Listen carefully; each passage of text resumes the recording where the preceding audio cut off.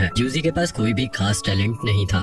भले ही वो एक बहुत ही दयालु लड़का हो, पर उसे दूसरों से कैसे बात करते हैं इसका कोई नॉलेज नहीं था। नॉर्मल लैंग्वेज में हम इसे इंट्रोवर्ट भी कह सकते हैं। अब इसी वजह से उसे अपने पेरेंट्स द्वारा भी बहुत परेशान किया जाता था। दरअसल परेशान का मतलब है कि वो उसे फोर्स करते थे उस चीज को सीखने के लिए जिसमें कभी उसका कोई इंटरेस्ट था ही नहीं।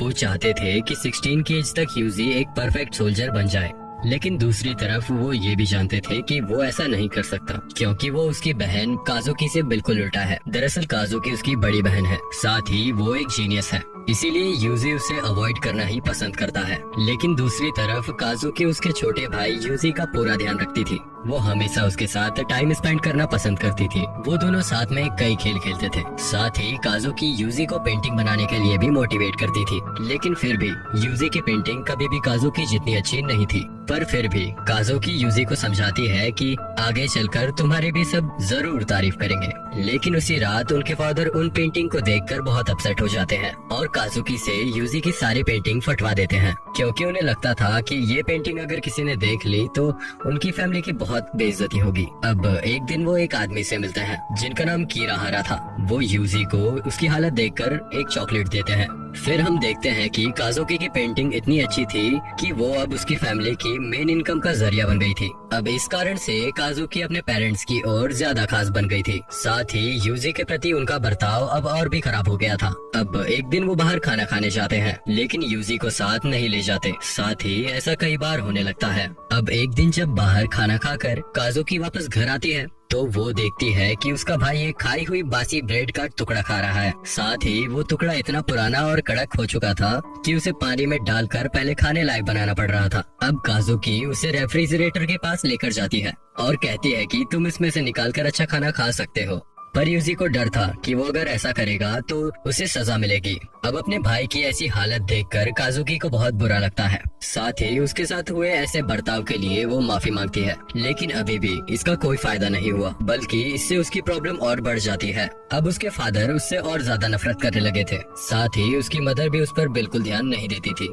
अब एक दिन यूजी काजुकी को बताता है कि आज उसने पहली बार दोस्त बनाया है। अब इस बात से काजुकी पहले तो खुश होती है, पर जब उसे पता चलता है कि वो दोस्त एक लड़की है तो वो थोड़ा जेलस फील करती है, क्योंकि उसे लगता है कि अब यूजी उस लड़की के साथ ज्यादा टाइम स्पेंड करेगा। लेकिन अब वो यूजी को इसके लिए मना कर देती है। साथ ही उससे कहती है कि अगली बार पहले उसकी परमिशन लेना, तभी किसी से दोस्ती करना। अब कुछ दिन बीत जाते हैं। हम देखते हैं कि काजुकी जो भी करना चाहती उसके पेरेंट्स उसकी हर बात मान लेते। इस चीज के कारण यूजी अपनी बहन को बिल्कुल गार्ड की तरह मानता था, क्योंकि उसकी हर इच्छा कहते ही पूरी हो जाती थी। लेकिन अब एक दिन काजुकी बाहर किसी काम से गई थी। तभी कुछ घंटे बाद यूजी और उसके पेरेंट्स को यह खबर मिलती है कि शहर के किसी कार एक्सीडेंट में उसकी बेटी मारी गई। अब काजुकी के जाने के बाद उनकी फैमिली पर कई तरह की प्रॉब्लम्स आना स्टार्ट हो जाती हैं। साथ ही यूजी के डैड अब शराब भी पीने लगे थे और नशे के चलते वो यूजी और उसकी मदर को परेशान करने लगे थे और उन पर हाथ भी उठाने लगे थे। अब इस चीज से परेशान होकर यूजी की मदर उसे लेकर वहाँ से चली जाती है।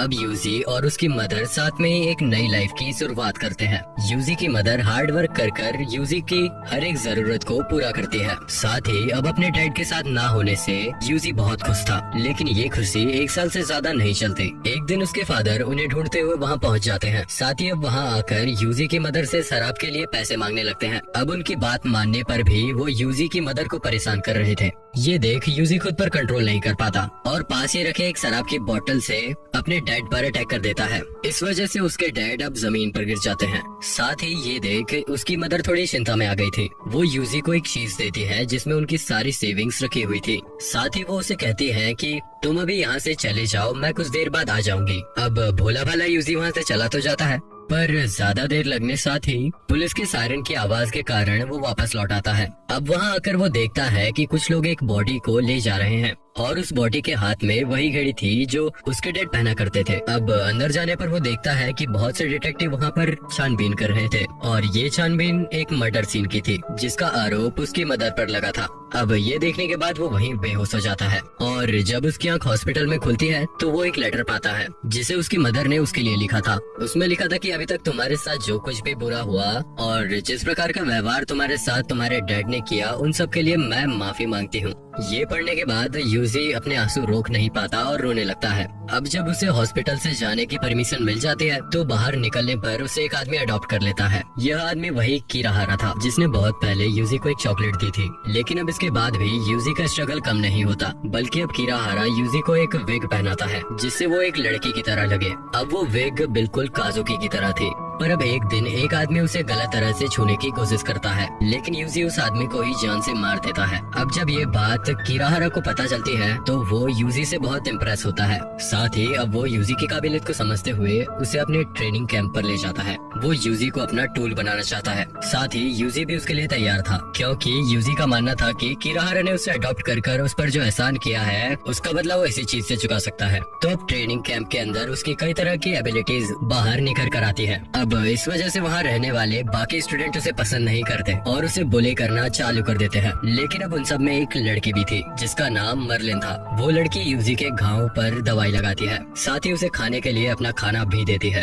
अब इन सब चीजों से यूजी को ये यकीन हो गया था कि शायद ये वर्ल्ड इतना भी बुरा नहीं है जितना इसे देखा जाता है। अब इस सब के बाद वो टाइम आ जाता है जब उनका फाइनल टेस्ट होना था। इसमें उन्हें अपने सामने वाले ओपोनेंट को या तो खत्म करना था या उसे लड़ने लायक नहीं छोड़ना था। अब बदकिस्मती से यूजी की अपोनेंट मार्लिन को ही चुना चाहता है। अब यूजी अपनी दोस्त से बिल्कुल भी नहीं लड़ना चाहता था, पर अब फाइट भी स्टार्ट हो गई थी और यहाँ यूजी हार भी नहीं मान सकता था। इसलिए अब वो मार्लिन को ना चाहते हुए भी किक करता है। उस किक की वजह से मार्लिन दर्द के साथ जोर से चिल्लाती है, जिसको सुनकर अब यूजी के सामने उसकी मदर आने लगती है। साथ ही वो ऐसा महसूस कर रहा था कि वो पूरी तरह अपने डैड के जैसा बनते जा रहा है। अब ये बात मन में आते ही यूजी अपना होश खो देता है। अब इसी चीज का फायदा उठाते हुए मार्लिन उस पर अटैक कर देती है, जिससे वो जमीन पर गिर जाता है। साथ ही अब मार्लिन उसे हंसते हुए पंच मारने लगती है और लास्ट में एक किक मारकर इस लड़ाई को एंड करती है। अब लड़ाई के लिए वो यूजी से इस सब के लिए माफी मांगती है। साथ ही वो रो भी रही थी, पर यूजी को उसकी बातें उसकी मदर की बातों की तरह लगती हैं।